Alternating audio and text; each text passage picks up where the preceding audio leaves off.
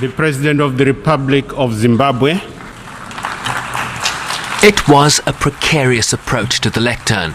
The 93-year-old leader unsteady on his feet, but not in word, reminding the Assembly that his government was a strong advocate for the sovereignty of nations. Some of us were embarrassed, if not frightened, but what appeared to be the return of the biblical giant called Goliath. Are we having a return of Goliath to our midst, who threatens the extinction of other countries? He urged his United States counterpart to recognize the values of unity, peace, cooperation and togetherness, and not the promise of damnation. Damnation we shall always resist, no matter whence it comes.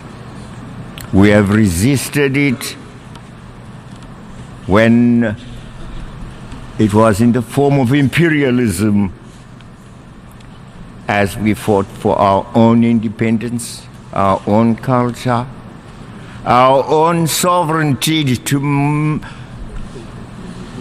be masters of our own destiny. That's why we call ourselves free today. It is because the monster of imperialism was defeated by us.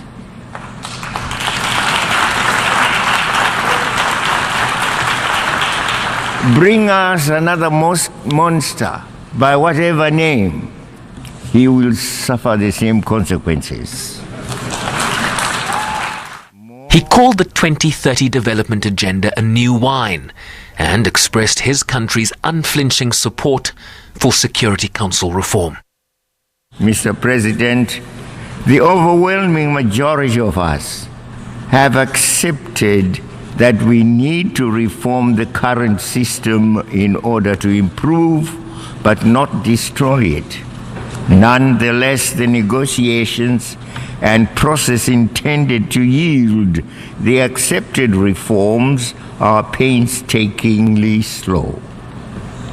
We are left to wonder, justifiably so, whether those who enjoy and sometimes abuse the power and privileges of the current setup are sincere interlocutors in these discussions.